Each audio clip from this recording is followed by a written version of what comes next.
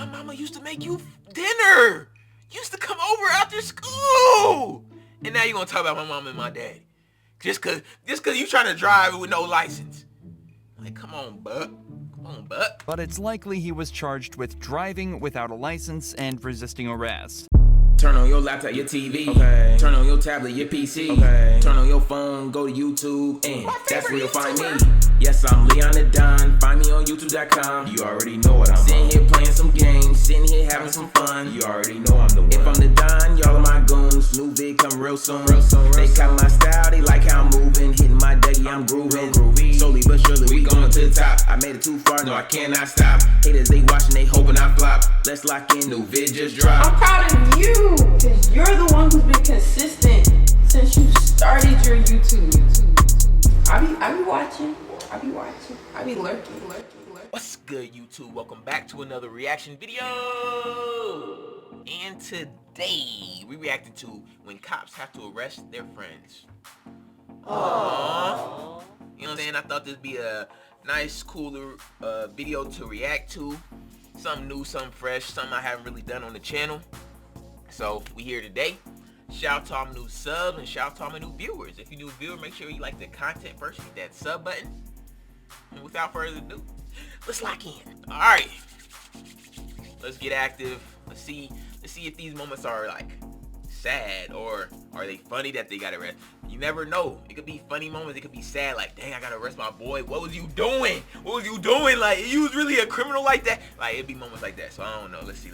Cops are usually dealing with people and criminals they've never seen before. But what happens when instead it's their own friends that they have to arrest? Ain't nobody jumped out, Buck. Yes, they did, Kevin. Did they not? Stay out of this, Kevin. Here are 3 examples of this happening, starting with the case of Buck Preston. Buck. What? You know you ain't got. Damn, Michael. You know you ain't got a driver's license. Don't do this, please. I got to. Man, goddamn, Michael. Please. I got to. No, listen to me. No. Please, just listen to Sheriff me. sent me. The sheriff. Sheriff, captain. I mean, they've seen you driving. We gotta get you. One of the cons to small town living is that everybody knows each other, other, including the cops. The town sheriff claims to have seen Buck driving his Chevy pickup, but nearly every cop in town knows he doesn't have his license. So what else is there for Buck to do to try and explain his way out of it? I'm telling you, I'm just trying to tell you something. Listen, if you listen to me. The person that was driving this truck just jumped out of the fucking over there on goddamn Lake Morality, and goddamn, I had no other way to get it here, buddy. I swear to God, I'm not going to drive it no more. I promise you. No, I got to. God damn, Michael, please. 31 to 28. You 51 this way? That's crazy, bro. I just passed it. You just passed him? Yeah, he said, no, he didn't. I swear to God, he didn't. Michael, I just swear to God, if you listen to me, bro, I swear to God. I'm about to right now. God, no. Someone jumped out behind the wheel. Yeah, and I'm trying to get my truck home. That's it. Buck. Bro, I swear to God, you bro. can't get a driver's license in the state of Florida, dude. That's how bad it is. Buck's story is that his friend was driving his truck, but ditched him out near a lake, leaving him with no option but to drive back home himself. Unfortunately for Buck, though, we are in the 21st century, and the officer reminds him he could have just called someone with a license to drive him back, and that he still broke the law regardless of the circumstances. Predictably, Buck wasn't very happy about this. I get it, but man, you still can't drive, bro. Pull it off the road and wait till someone has a valid license. What? Let's go. That's crazy, dude. Did you tell him? Let's go, Buck. I'm not playing this game. What do you mean? I'm telling you the truth. Nobody jumped out. Oh, damn it. You gonna run from your friend? Man, I'm trying to tell you something. Ain't nobody jumped out, Buck. Yes, they did. Wow. Kevin, did they Stay not? out of this, Kevin. Did they not? Kevin, back up. Kevin, you stay out of this. Did they not jump out? Back up, Kevin. God damn, dude. One is already messed up that it's a small town, so you know everybody you're talking to in the moment. Like, sit down, Kevin. Hey, sit down. Buck gotta get what he gotta get. You know what I'm saying? Like, and then it's the fact that it's his friend, and he said it was his best friend. And it's like, dang, you gotta arrest your bestie. And then my bestie gonna try to run like I ain't gonna get his ass. Come on, man. I've been beating you since grade school. You think you gonna run away from me? Like, come on, man. But God, You respect when you gonna run from me like that? Get up. Despite the chase not lasting very long at all All this did was add an extra charge to Buck's already fairly long list. And given how close everyone seems to be here, you just know this police chase is gonna be the talk of the town. Part of the struggle on the ground had to be cut, but the cops reported that Buck resisted so hard that they had to deploy a taser to make him calm down. The footage returns when Buck was fully restrained and handcuffed. Buck was taken to the officer's patrol vehicle and driven back to the station. Obviously angry, he decided to make the conversation on the way back personal. I don't talk to you about your mom in this. I don't give a fuck if you talk to me about my mom or not. Leave my family out of this, dog. I'm saying this. Would she be proud of you for sticking that fucking taser to me when I was not even resisting when you done that? You're resisting. What the fuck I was? You had me. Yeah, that's why we had each other in headlocks. Whatever. Look, Buck, stop bringing my mom into it. There's little information about what happened to Mama Buck and after this Daddy? video, but Talk about my mama and dad?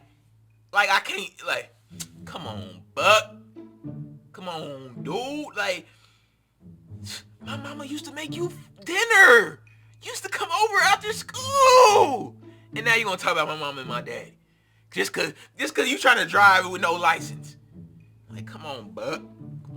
But it's likely he was charged with driving without a license and resisting arrest. There's an argument that Buck could also be hit with fleeing to elude an officer, but this is a felony that comes with a 5-year prison sentence. It's more likely the officer gave his friend the misdemeanor charge worth just a couple months in jail. It's unlikely the suspects in this next case got the same treatments though, as it wasn't just a civilian caught breaking the law, but also their cop friend. Hello. How you doing? Reason I stopped you is your right brake light is out. Who do you work for? So did you stop me because my right brake light is out? Yeah. Or did you stop me to ask me who I work for? Well, I'm asking you both. DCS. What? DCS. DCS. What's DCS? You don't know what Department of Children's Services? As he mentioned, the suspect named Petra Edgerton was originally pulled over for a broken brake light. But the officer quickly noticed something else, a police badge around Petra's neck. Firstly, this cop doesn't recognize the supposed officer, but it's also unusual to see a police officer driving around in a broken car. Something feels off, so the cop decides to investigate further. See your license then? Do you have your badge on you? Like your ID badge? ID badge for being a police officer. See, this is what's conflicting because you're asking me all those questions. Right. You're saying you stopped me with my right brake light. Obviously, when a police officer stops you, and obviously they have an initial thing to stop you for, but if they clearly see things on you, you know what I'm saying, then they can, you know what I'm saying, they can ask them questions. But the fact that you're being so combative off the rip, you know what I'm saying, will make him feel like, oh, what are you hiding? Let's go. If you're a police officer, you understand what probable cause is, right? So what's the problem with Your right brake light's out. my right brake light wasn't out when you followed me out of the gas station? Yeah, it is. It's out right now. The car wasn't even on when you followed me out of the Doesn't gas matter. You're driving with a brake light out on the street, so it's an equipment violation. That would mean if he's following I saw it you, when that you were means pulling your out. car is moving. At this point, the brake light issue is the least of the cops' worries. It's difficult to classify what exactly an off-duty officer is supposed to act like, but something about Petra is triggering alarm bells for the cop. She's acting defensive, being closed off, and giving strange, vague answers to questions that a real cop would be able to answer. So it's time to quit the games and figure out exactly what's going on here. Look, long story short, I just want to know who you work for. And that's the issue. Why do you want to know who I work for? Because I've never seen you around here before. You're not a police officer that works here. You don't know who I am. That's right. You never see me. Right. So, are you a police officer or are you not a police officer? So because a black person walks into a store with a badge and a gun, it's an issue. That has nothing to do with you being black. Are you a police officer or you're not a police officer? Not a police officer. You're not a police officer? No. So why would you go into Quick Trip and get free food with your badge and gun? Because I'm an officer. You don't have to be a police officer to go in there. I've been doing it for 3 years. So you're not a certified police officer. It's not probable cause. It's a personal thing. There are a dozen ways for a cop to prove that they work for a certain agency. For example, she could give the name of her department and supervisor and have the cop check the names with them. This would only take a couple minutes, and any real cop would know this. So the fact that she's getting defensive instead and turning this into a personal thing is a huge red flag. It's also clear that Petra doesn't seem to realize what she actually did wrong. Just minutes earlier, she was seen inside the store presenting her badge and gun to the cashier and walking out with free food. This isn't just cop impersonation, it's theft. So the cop needs to get to the bottom of this. Did I steal from Are you up? Yeah, if you're not a police officer. I did not steal from Richie. I went up to the register, spoke to the guy that works there, and told him I had his drink. So you're presenting yourself as a police officer with your badge and your gun on the side. Okay. Do you understand that? I do understand that. Impersonating an officer. You've seen that. You say because you never seen me before. So who do you work for? Me out of the store. Who do you work for? Who is DCS? How long have you been working here? 12 years, 13 years. How do you not know what DCS is? There's, like I said, is it Department of Children's Services? What is it? Explain it to me. I don't have to explain myself to you. If you're gonna give me a ticket for a tail light, you give me a ticket for a tail light. Okay. Can I see your license? Since he's getting nothing out of Petra, the cop decides to call up DCS himself, and his suspicions get instantly confirmed. Who's your supervisor? What do they have to do with my brake light? What it has to do with is you've told me you're a police officer or you're an officer for DCS. I've got DCS on the phone. They say you don't work there. So who's your supervisor? It seems that the suspect knows at least something about policing, as she chooses to remain silent from now on. So the cop turns his attention to the passenger of this vehicle, who at this point hasn't said a word. When he asks for her ID, he gets a huge surprise. I have one of your employees here, Brandy Green. She was with her friend, Petra Edgerton. Brandy decided that she was going to give Petra her badge and her gun to go into Quick Trip and get some food. So I pulled them over for a broken taillight. Petra was driving. She had the badge on and the gun on. When I pulled them over, she identified herself as a DCS officer and then later admitted to not being a DCS officer. And your employee, Brandy Green, admitted to giving her the gun and the badge to go into Quick Trip to get the free food. After investigating just a little further, both Petra and the actual cop, Brandy Green, admit to everything. Following the incident, Brandy resigned from her job at the DCS, and Petra is facing felony charges for impersonation, carrying a sentence of up to 5 years in prison. There's many more examples of these cops that seem to just forget they also need to follow. Okay, so that first one was like the officer and the person, the criminal, were the friends. In this situation, it was both the criminals. They were the friends, and they had to get, so let's see. Follow the rules, just like Corporal Scott Bertzik did on New Year's Day 2021.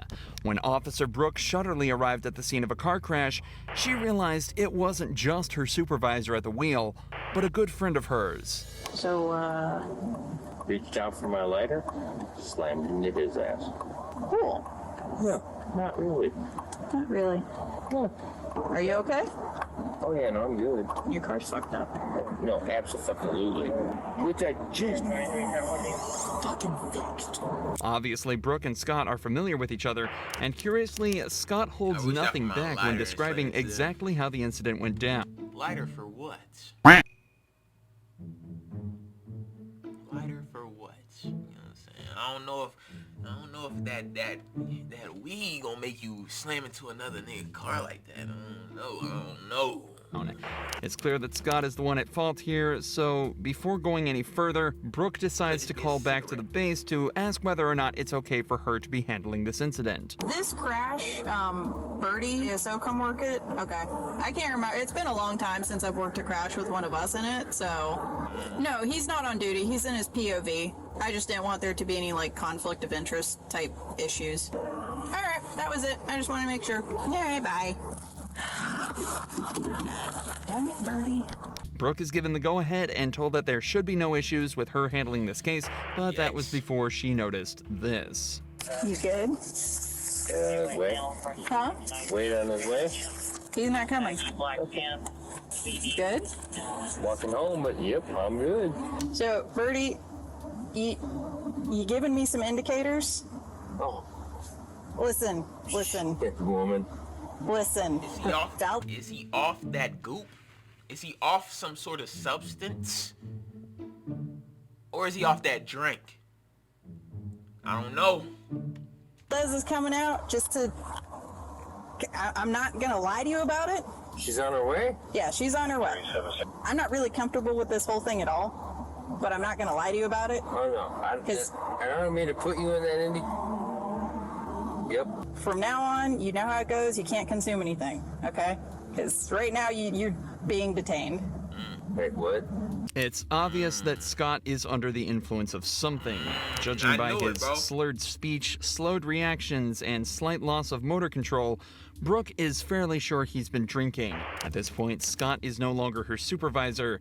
He's just a suspect in a case, and what's more, he's drunk and likely unpredictable, a combination which can be incredibly threatening to a female officer. Please don't make my life difficult. I would never do that to you. Okay, I'm very uncomfortable right now. And I apologize for putting you in that position. He is talking mad slow. Yes, I am. And I'm going to remain on for integrity. You know it's up. You know you can't smoke right now. Why? Because if I'm going to do a DUI investigation, it impedes it, so you can't consume anything. Get that dog. That is a really cute dog. Fear aggression issue. You can always train a dog. You can't consume anything. You're killing me. Trying. But too late now. After a short wait, another officer arrives at the scene, meaning they can finally start getting to the bottom of all of this with some sobriety tests. These lasted over 10 minutes, but it's not hard to tell how they went by just looking at a few seconds of them. You may begin the test. 1, 2. Drunk. Yeah, go. Put me in the back. Judging by this and the overwhelming amounts of evidence against him at this point, the officers thought it was safe to conclude that Scott had been drinking that night and decided it was time to put him in cuffs. Something he was far from happy about. There's things that we can do to fix this, but...